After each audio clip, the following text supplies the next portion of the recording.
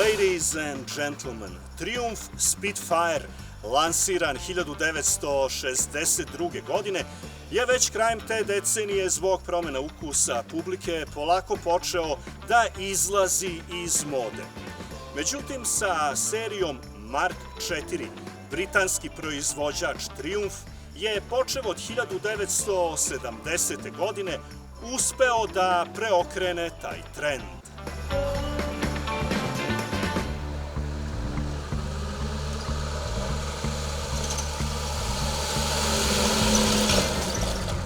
Ispod haube se nalazi motor od 1296 kubika, preuzet je sa prethodnog modela Mark III, 62 konjske snage i 92 Nm obrtnog momenta.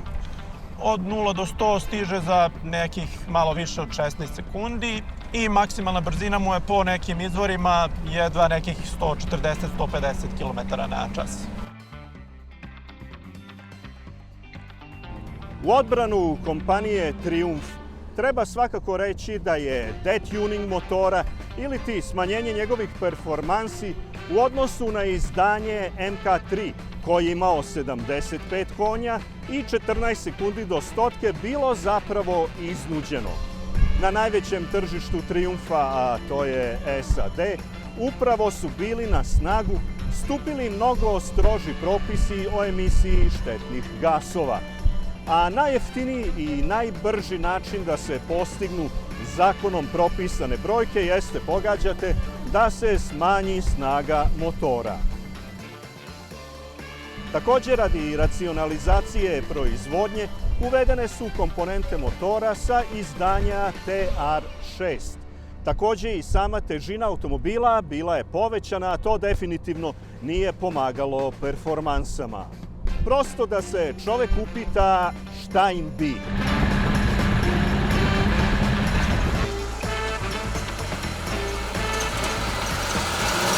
To što se tiče restauracije, nije mu baš ovo bila prva restauracija. Majstor kad ga je sređivao, video je ispod da su bile i razne neke druge boje osim ove crvene. Ali što se tiče samih popravki i toga, mislim da lakšeg automobila za popravku nema, jer je zaista pristupačan oko motora, sve mu je tu blizu. A što se tiče nabavki delova u Engleskoj, može da se nađe bukvalno do posljednjeg šrapa za njega, ali sve.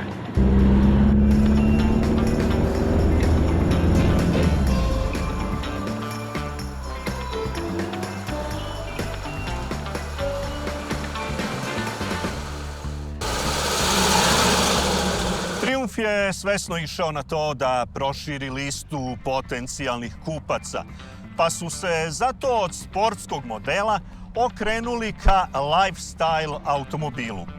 Modifikovan je oblik haube, instrumentacija je poboljšana, čitaj, stavili su više instrumenata i nekako ih lepše horizontalno organizovali. Posle neuspelog uvođenja komponenti enterijera od plastike, vratili su se, kako i dolikuje, detaljima u drvetu. Zadnji deo automobila redizajniran je u korporativnom stilu modela Triumph Stag i Triumph 2000. A u dobre stvari svakako treba ubrojati modifikovano zadnje vešanje koje je poboljšalo kvalitet vožnje, a posebno ležanje na putu.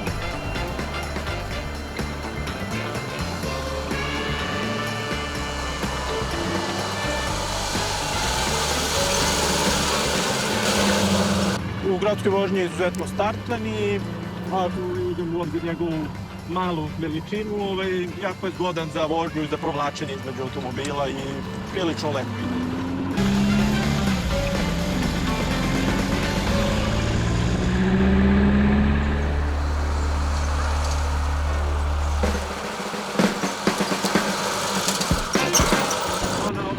Prije nekih 120, koliko sam ga ja obično vozio, mi zapravo uopšte ne smeta luka motora i zapravo lepo i prijatno.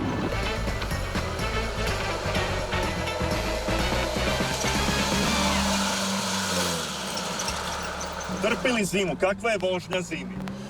Pa odlična je zapravo vožnja zimi, jer vazduh koji se stvara ispod od motora je jako topao i kad se podignu prozori, on ide gore ka nama, tako da u suštini obuhvata celo telo i zapravo je da kažem, prilično toplo, čak i zimi.